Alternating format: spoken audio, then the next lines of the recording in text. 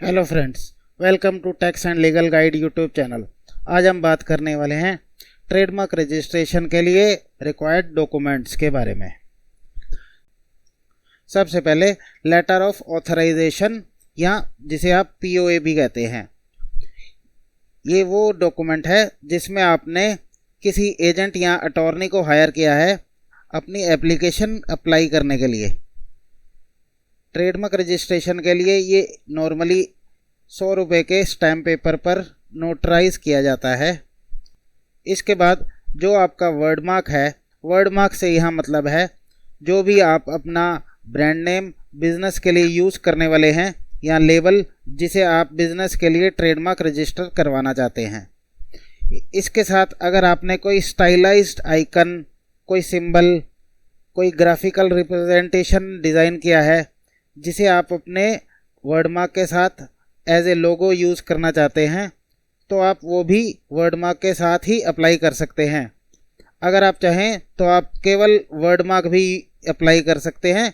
ये प्योरली आपकी अपनी पर्सनल प्रेफरेंस पर है। इसके साथ अगर कोई स्टाइलाइज्ड लोगो प्रिपेयर किया है जो किसी भी कलर कॉम्बिनेशन, सिंबल या ग्राफिकल इमेज या इनका कॉम्बिनेशन भी हो सकता है, उसकी एक जेपीजी फॉर्मेट में फाइल वो भी अपलोड कर सकते हैं। ये डिज़ाइन भी यूनिक होना चाहिए। इस ग्राफिक में वर्ड मार्क इसकी यूनिक आइडेंटिटी होता है। एग्जाम्पल के लिए वर्ड मार्क कोई भी एक ब्रांड नेम हो सकता है और लोगो किसी भी कलर कॉम्बिनेशन और स्टाइल में एक ग्राफिक इमेज हो सकता है। इसके बाद एप्लीकेंट की डिटेल। सबसे पहले हमें ये क्लैरिफाई करना होता है कि एप्लीकेंट एक इंडिविजुअल प्रोप्राइटर बिजनेस है या एक कॉरपोरेट एंटिटी है, जैसे कि प्राइवेट लिमिटेड या एलएलपी या एक पार्टनरशिप फर्म। इसी के अकॉर्डिंग इनके कुछ डॉक्यूमेंट्स की रिक्वायरमेंट होती है। प्राइवेट लिमिटेड के केस में certificate of incorporation, authorization from board of directors, अगर ये रजिस्टर्ड स्टार्टअप है तो उसका रजिस्ट्रेशन सर्टिफिकेट, एमएसएमई सर्टिफिकेट और पैन। एलएलपी के केस में सर्टिफिकेट ऑफ इनकॉर्पोरेशन, सारे पार्टनर से एक ऑथराइजेशन लेटर एक पार्टनर की फेवर में, एमएसएमई रजिस्ट्रेशन सर्टिफिकेट और एलएलपी का पैन।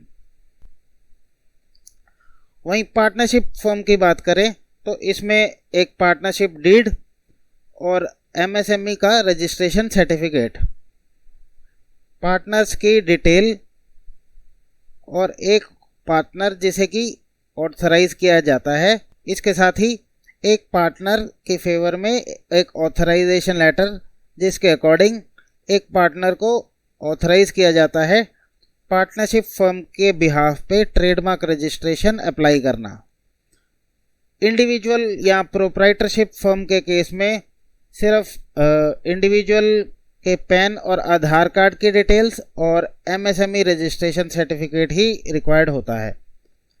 अगर एमएसएमई रजिस्ट्रेशन अवेलेबल नहीं है या रजिस्टर्ड नहीं है आप एमएसएमई में, तो उस केस में केवल इंडिविजुअल एप्लीकेंट का पैन और आधार सफिशेंट होता है।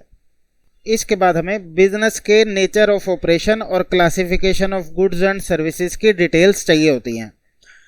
इसे डिटरमाइन करने के लिए एप्लीकेंट के बिजनेस डिटेल्स, जैसे कि वो मैन्युफैक्चरिंग में एंगेज हैं, ट्रेडिंग में एंगेज हैं या एक सर्विस प्रोवाइडर हैं। इसके बाद गुड्स, कौन से गुड्स में वो डील कर रहे हैं, चाहे आप मैन्युफैक्चरर हैं या ट्रेडर हैं। इसके बाद अगर आप एक सर्विस प्रोवाइडर हैं तो आप कौन सी क्लास की सर्विसेज प्रोवाइड करते हैं। गुड्स और सर्विसेज को टोटल 45 क्लासेस में डिवाइड किया गया है नाइस क्लासिफिकेशन के द्वारा। नाइस क्लासिफिकेशन एक इंटरनेशनल अरेंजमेंट है। नाइस क्लासिफिकेशन एक इंटरनेशनल एग्रीमेंट है जिसके अकॉर्डिंग टोटल 45 क्लासेस में क्लास 1 से लेकर क्लास 34 तक डिफरेंट गुड्स को कैटेगराइज किया गया है। सर्विसेज के लिए क्लास 35 से लेकर क्लास 45 तक सारी सर्विसेज को कैटेगराइज किया गया है। एग्जाम्पल के तौर पे क्लोथिंग और फुटवेयर कैटेगरी में, जिसको कि नाइस क्लासिफिकेशन में क्लास 25 में कैटेगराइज किया जाता है, और सर्विसेज के लिए एग्जाम्पल के तौर पे फूड, ड्रिंक और एकोमोडेशन सर्विसेज में, जिसमें आपके गेस्ट हाउस आ जाते हैं, होटल आ जाते हैं या रेस्टोरेंट्स कवर हो जाते हैं, इनको क्लास 43 में कैटेगराइज किया जाता है। लास्ट में statement as to use of mark. अगर हमें किसी भी मार्क को प्रपोज टू बी यूज्ड की कैटेगरी में अप्लाई करना है, जिससे रेफरेंस है कि वो मार्क जो आपने अभी सिर्फ प्लान किया है फ्यूचर में यूज़ करने के लिए अपने बिजनेस में, तो उसे हम प्रपोज टू बी यूज्ड कहेंगे। Statement as to use of mark का केवल इतना मतलब है कि यहाँ हमें एक डिक्लेरेशन देनी होती है कि जो भी मार्क हम अप्लाई कर रहे हैं उसे हम ऑलरेडी अपने बिजनेस में यूज़ कर रहे हैं या ये हम फ्यूचर में बिजनेस में यूज़ करने वाले हैं। अगर तो हम फ्यूचर में यूज़ करने वाले हैं अपने वर्ड मार्क को, तो हमें प्रपोज टू बी यूज्ड में जस्ट एक मार्क ऑप्शन होता है, उसे सिलेक्ट करना होता है। पर अगर हम अपने मार्क को ऑलरेडी अपने बिजनेस में यूज़ कर रहे हैं तो उसके लिए कुछ डॉक्यूमेंट्री एविडेंस साथ में इसकी सपोर्ट में हमें सबमिट करना होता है। कोई भी बिजनेस, जैसे किसी भी बिजनेस में अगर हम कोई वर्ड मार्क एक अरसे से यूज़ करते आ रहे हैं तो हमें उसके लिए एक स्पेसिफिक डेट क्लेम करनी होती है, ताकि ये हम अपने वर्ड मार्क की सपोर्ट में जस्टिफाई कर पाएँ कि हमारा मार्क ऑलरेडी इन यूज़ है। इसके लिए हम सपोर्ट में इनवॉइस या बिल्स दे सकते हैं। इसके अलावा कुछ एडवर्टीजमेंट मटेरियल हो सकता है, जैसे कि प्रमोशनल कंटेंट हो, ब्रोशर्स हो, एडवर्टीजमेंट मटेरियल हो, कोई भी पैकेजिंग लेबल्स हो जिसमें प्रोडक्ट के साथ हमारे वर्ड मार्क की इमेज भी क्लियर शो करती हो। लेबल्स और पैकेजिंग मटेरियल में ये ज़रूरी है कि वो सेम कैटेगरी के प्रोडक्ट्स हों और उसके ऊपर जो मार्क हम अप्लाई करने वाले हैं उसकी पूरी क्लियर मेंशनिंग हो। इसके अलावा अगर हमारे पास कोई ऑफिशियल वेबसाइट है जो कि हमने सेम डोमेन में ली है, तो उस केस में हम उसके वेब स्क्रीनशॉट्स साथ में अटैच कर सकते हैं।